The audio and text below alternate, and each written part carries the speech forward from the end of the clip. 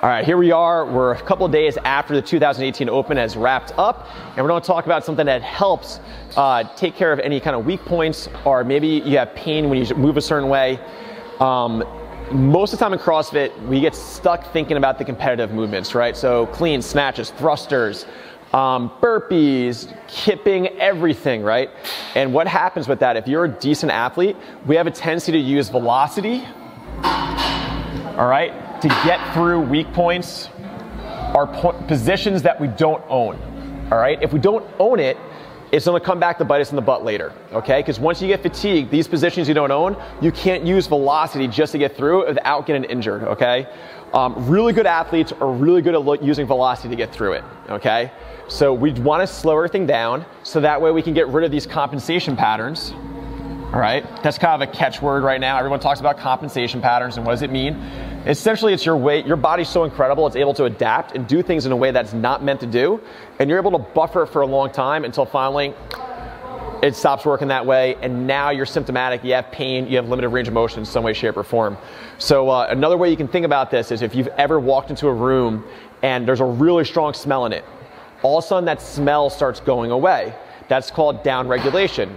And then you leave, you're okay, and you come back, and there it is. So your body is able to down-regulate and buffer these pain points till all of a sudden you're over the ledge, and now there it is. So that happens with people who are pre-diabetic. Bam, they have diabetes all of a sudden. Heart conditions, things like that. Anything your body is trying to manage, it can't manage everything at all times. Something's gonna happen eventually, all right? And that's a recovery piece that we talk about sometimes. So velocity, weak points, how do we get rid of it? There's this awesome thing called tempo. All right, we don't think about it all that often because sometimes in CrossFit we get so stuck on the clock and just trying to get the most amount of work done in the quickest amount of time that we forget that if you just compete every single day and all you care about is that clock, that eventually it can harm you.